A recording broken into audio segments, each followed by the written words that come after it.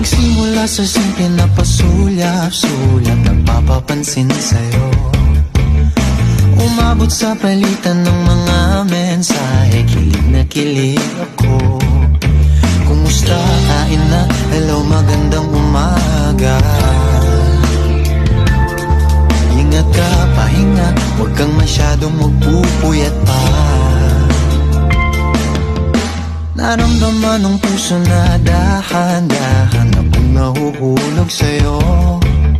Sa kada araw natin na pag-uusap, meron nang namumuo.